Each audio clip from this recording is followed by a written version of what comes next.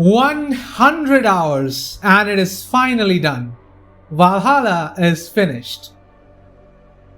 And never have I ever played a game that I loved and hated and loved so much at the same time.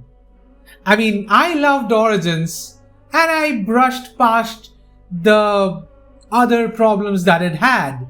I did not like Odyssey, but I still played it because it had some few redeeming qualities, even I have to admit it.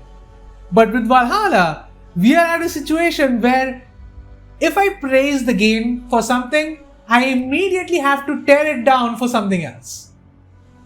And that is where I am. Well, this is my channel and welcome to it. And this is my review for Assassin's Creed Valhalla. Now, if you like it, then press that like button. But if you do like the kind of content that I do make, then do subscribe to my channel. And I would really enjoy that. I'm at 93 and let's go. Now, as usual, my review will be divided into 3 categories. And I'm doing something different as the final score will be a combination of all 3. So the 3 categories would be story and lore, gameplay, world and overall presentation. Now, of course, keep in mind that this is an open world action RPG-ish sort of game, and so for this particular review I'm selecting these 3 categories, and for maybe the other games I might select some other category, but that's for later. Now, story and lore. Continuing with the theme of loving and hating, here comes the story and lore. Now, this game did so much right, but oh so much wrong. Now let's focus on the positives. Throughout this ancient trilogy, which consists of Origin, Odyssey and now Valhalla, we have had a focus on the Isu. Now, Odyssey went on a completely stupid direction and I don't even want to bring that up. It's a separate topic for a separate time, just screw that. But then Valhalla did recover some of that by at least giving us a story that made sense. Now, without going into any specifics, because I don't want to spoil anything, this is one of the best stories in the Assassin's Creed universe. Now, I've always held that Revelations had the best story, but no, this is now. Because of the things that it said, the things that it added, and the things that it means for the future of this franchise. It did a lot. Or at least, that is the case for the story of Eivor and Sigurd. So what is the part that I hate then? Because I did say that I hate something. Well, it is complicated, for sure. Now, all the story arcs like Essex, Lincolnshire, Shropshire, etc., they were all side stories. They were not really part of the main quest. Like, they had nothing to do with Sigurd and Eivor's story.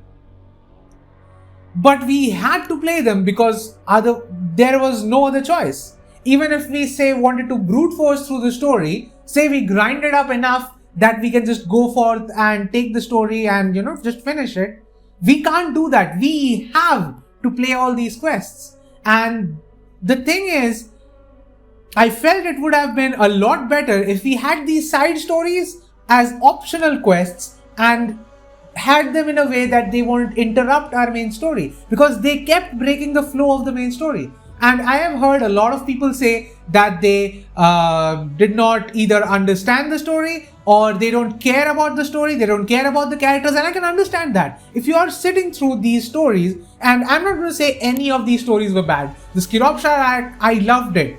Essex was funny. Lincolnshire was good. That was not the issue. The issue was that they were breaking the flow of the main story that you want to play. As side content, I feel like these stories would have really elevated this game from being a generic ass game to being a really good game with a good consistent story and a plethora of side content which has its own stories to tell. So that would have been really cool. But instead we got a situation like this where there is just additional fluff in the story which doesn't really belong here. These are simply distractions from our pursuit of the main story, and that is something that I did not enjoy at all. Also, another problem I had with this one is that I have always said Assassin's Creed, I have said this in a video where I was talking about the modern day, where if a modern day Assassin's Creed could be there, maybe you could focus more on the modern day storyline. Well, even in that, we would still focus on Assassins and Templars. And that part is all but gone. The Hidden One story is sidelined completely in favor of the Isu arc. Now, I enjoyed the Isu arc. Now, I know a few people had a problem with them being completely Norse, but I have an idea why that is happening and I might create a video on it. But yeah, but even with that, even though I really like the Isu arc and I really like the story of Eivor and how that blends in with the Isu arc and how that blends into the modern day, the Assassins and the Templars, they are just sidelined here. Like, the ending doesn't even have a cutscene. When we talk to Hytham and we do what we do, it's just the normal conversation that we are having with him for a long time. Yes, he says some dialogues, but it's not a cutscene. In fact, for me at least, he wasn't even looking at me the whole time. So yeah, it was disappointing. Yes, the final part where a certain someone does something and then gives you something and you are essentially going and that song is playing, that part is beautiful, I'll admit that. But that wasn't really the ending, because that didn't feel like the ending. There were still plot points to be solved after that. So I don't know what to say about that. It was just not very well handled. And in an Assassin's Creed game, yes, the Isu storyline is important. Yes, the modern day is important, but so is the conflict. And that conflict was all but ignored, and there were a few bits and pieces of it which made us really feel like an Assassin's Creed game. Like when I was in London and I was, with the targets, and you know what, I'll spoil a little bit. So in one of those targets, we essentially, we blend in as one of the people that were his bodyguards and then go behind and assassinate him. I felt like I was finally playing Assassin's Creed. I will accept that. I will say that yes, this game does have its positives, even in the Hidden One story, but it could have been executed better. Now, all that said, what score will I give it? I would give it a 6 out of 10. Yes, it is the best story if I ignore the fluff. If I don't consider the fact that I had to sit through what was basically side content for about 40-50 hours to actually get to the ending. If I don't consider that fact, yes, this game could have been a 9, maybe even a 10 out of 10. This could have been the best story that I've seen in a game in a long time. Yes, I have praised Red Dead Redemption 2 for its story. This was a different kind of story. It had its own emotional moments, but it had its own things that I looked from a story. Not all stories need to be personal and emotional. They can do different things. And in that sense, yes, the story could have been a 9 or a 10, but it's just the horrible pacing is the reason why I am pulling down my rating to a 6 out of 10. Now moving on to the second category, that is the gameplay. Unremarkable. That is honestly the best word I can use for it. It did things better than Odyssey, but in its rush to improve things, it kind of forgot the framework that it was built on. Valhalla is still very much that Assassin's Creed RPG as Origins and Odyssey before it, but it removed these RPG elements to address some of the concerns that the fans had. Like, many people were not a fan of the RPG, or the Ubisoft RPG I should say, that they had, and so they just removed those elements without changing the systems underneath. And that just created a massive hole in the game, because now it's not really an RPG, but it's also not our action-adventure game that we wanted. So it's kind of a bastardized child of these two genres. And in a way, it can compete in neither. It cannot compete with action-adventure games because it's not that. It cannot compete with RPGs because Assassin's Creed Valhalla is a horrible RPG. It's a horrible RPG. Dialogue choices are not the only things that make an RPG. A progression system is a huge part of it. The skill tree was horrible in Valhalla. I would say the word horrible for it because there is no choice in it. There's only the illusion of choice. You level up, you may select a skill tree, but by the end of the game, you need to have every single point mark. You need to have every single skill if you want to go up to that max level. Doesn't make any sense whatsoever. So I don't understand why they decided to do that without actually overhauling the system from beneath.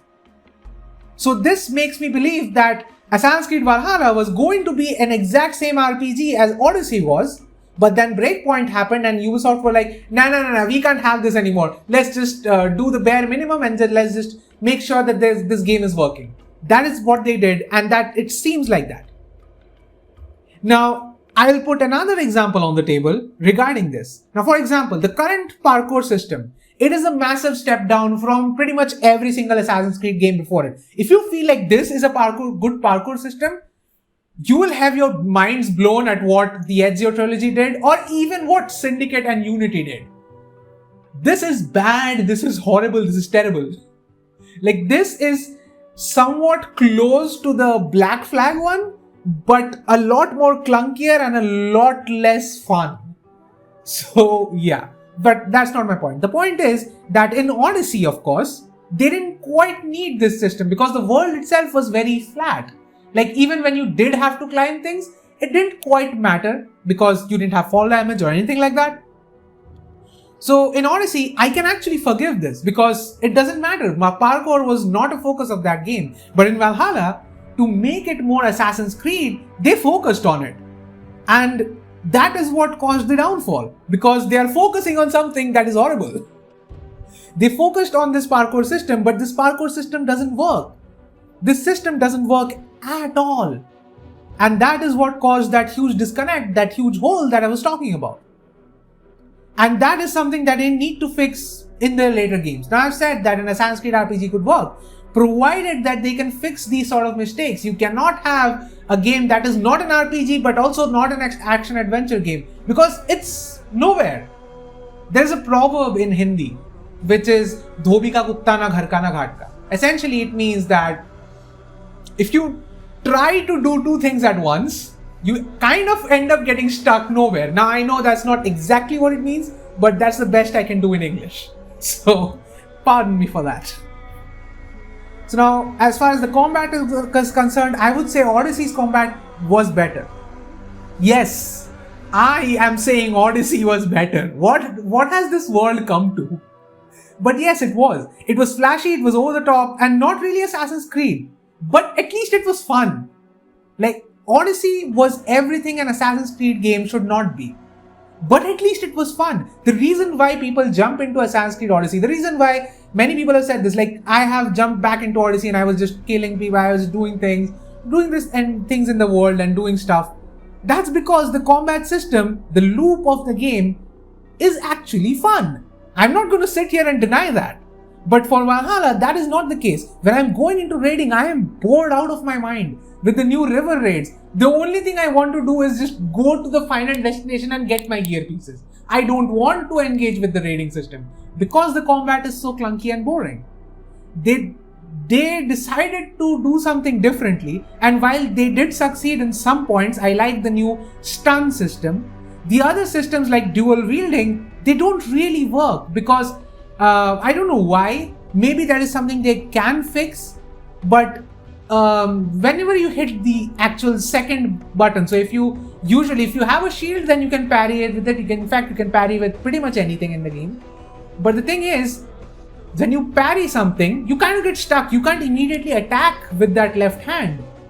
And that defeats the whole purpose of dual wielding. Because if I parry and I cannot attack with that, then that entire weapon becomes useless. I can only use what is in my main hand. And I cannot use the weapon in offhand, because after parrying, there is a time where Eivor just keeps parrying it. Instead of actually going in and attacking, he keeps parrying. And that system just doesn't work at all. And I don't know if they can fix it, I don't know if they will fix it, but that doesn't work. It was not executed properly. Honestly, combat kind of sucked. Now, they did introduce social stealth, but it was completely broken. Somehow they managed to fuck up a system that they implemented perfectly in 2007. And so I'm going to give it just as much thought and attention as Ubisoft did. So moving on to the final score. So the final score that I would give the gameplay category is a 3 out of 10. Like, it tried to be that classic Assassin's Creed game, but it couldn't be that because its systems did not allow it to be that. It tried to be an RPG, but again, since it was trying to move away from that genre, it wasn't really an RPG. So it was stuck in this middle ground, and it was not fun. And it kept focusing on the completely broken systems in the previous games. And that's what made it even worse. So in my opinion, yeah, it's a 3 out of 10. Moving on to the third category, which is world and overall presentation. Now the world of Valhalla is beautiful. Sure, it's not next gen, and the textures kind of sucked for me because I couldn't put them on high because I run a 1050 Ti with a 4GB VRAM. I was screwed from the beginning, but it is how it is. But it was beautiful. And it's not just that, they managed to fix a big issue that I had with both Origins and Odyssey. It was the whole copy-pasted checklist objectives, and in case of Odyssey, also copy-pasted checklisted locations. But in Valhalla, that is no longer the case. Sure, you can say the yellow dots. If you see a yellow dot coming up on your compass, that means that it's either going to be wealth, like wealth in the terms of those tungsten and all that stuff, or it is going to be some sort of a gear piece. But you never know exactly what. And more importantly, it's not like some other objectives that Odyssey had, like kill 5 bandits, kill the leader, loot these 3 chests that are here, and boom, location done. Yay! But that is the thing. In Valhalla, you don't know. In fact, there was so many times that I've raided a location and I've completely missed chests, and that's what I'm trying to do now. I'm going back to these locations and taking these chests because I need those supplies to actually, upgrade my settlement. So that is what I'm doing currently right now in the game. So yeah, it never shows you exactly what you need to do. It never shows you like there are 10 chests in this area. Or it doesn't show you that there are 7 enemies in this area. You have to figure it out. And that is something I like. Exploration is really helped by that. And it's also helped by the fact that there is a lot of stuff in this and a lot of unique stuff in this world. Unlike Odyssey. In Odyssey, it was mostly copy-pasted bandit camps with some interesting things here and there. But in Valhalla, things are a lot different, and honestly, it's a huge step up from whatever Odyssey was. That being said, the presentation of this game was lackluster. Now, the preset animations that they keep using in pretty much every dialogue, it was fine when it was 5 years ago and Witcher 3 did it. But we are here 5 years later. The new generation of consoles have come out, and I understand that this game wasn't exactly made for next gen, but they still should be doing better than what they have. It feels extremely outdated. You can pretty easily figure out which of these cutscenes were mocapped because the animation quality is drastically better, and they are easily one of the best parts of the game from a presentation standpoint. And now a game like Red Dead Redemption 2 is proved that you can actually do mocapped cutscene for a 50, 60, 70 hour long game, and like the cutscenes can be properly crafted. So I think Ubisoft in this case has no excuse for not doing that. What with them being now I think they're back at being the richest developer, richest publisher in Europe. They have no excuse for that. Now people might say, okay, Valhalla didn't get as much time as Red Dead Redemption 2 did, and to that I would say, then take the time and fix your shit, because this thing doesn't work. This presentation system doesn't work. So of course, as for my rating in this category, I would rate it at a 7 out of 10 because yes, I did really enjoy the world of Valhalla. It was not as glamorous as its predecessors, but it was a world that I felt like I could immerse myself in. So yeah, I would give it a 7 out of 10, and those 3 marks that I did cut was because of the presentation, because the presentation was not good at all. Like, not at all. So, after the 3 categories are done and we have rated all 3, now let's move on to the summary. Valhalla is a game of butts. Not those butts. The other butt. Now, I really enjoyed Valhalla, but I also hated the parts that kept me dragging on for no reason. I enjoyed the stealth and social stealth when it worked, but they didn't work very often. I enjoyed the world, and even though it wasn't as glamorous as I've said again as the previous entries, but the samey animations, the generic ass cutscenes, they really took away my enjoyment. So as I said, this is a game of butts. And all of that is after a myriad of technical issues, the lackluster updates that we did get, because let's face it, that's the reality we live in. we can't just excuse Ubisoft saying like, oh, it is free content. It is free shit. It doesn't matter if it's free if it's shit. And of course, don't even get me started on the microtransactions. Like, the microtransactions in this game are so bad that I have made like 3 videos on it already. And I do plan on making more, so there's that. So now, you know what I said in the start. It's a game that I love and hate in equal measure. So my final rating obviously is going to reflect that sentiment. Now, so final rating, of course, is a 5 out of 10. Now, to be fair, if you take the average of the ratings, you would get a 5.33. But just consider that I removed that 0.33 for Ubisoft's greed. So yeah, that is my final score for this game. I know it's a little low than what even I expected. Like, this was one of my best games in 2020 in my list. And I'm rating it at 5. But that's just how it is. Because at the time when I rated the game, a lot of things have changed. Like, I've seen the story having so much fluff. The gameplay really pissed me off at times. And even the presentation, eventually, you know what, I didn't quite enjoy it. So yeah, considering that the rating is a bit low, I would still say it is a good game. It's not a bad game, and don't take that 5 rating to mean actually bad. A 5 rating in my books is a good rating because I rated something like Assassin's Creed 2 a 7 out of 10. So if 5 is not a bad rating, but 5 is also not a good rating. And I hope and pray that the next Assassin's Creed game does things correctly and gets a higher rating from me. Like, I know no one in Ubisoft gives a fuck about what I am rating, but like, I would still rather have a good game that I can play as a consumer. Just saying. But anyway, that brings about the end of this video. If you did enjoy it, then consider pressing that like button. And as I've said before, do subscribe to my channel. Maybe I'll break the 100 subscriber limit with this video. Who knows? Who knows how many people give a fuck about a review that is 4 months after the game is launched? Like, seriously, how many months has it been? It was 10th of December, January, February. Okay, 3 months. It is 3 months after the game is launched. So, yeah.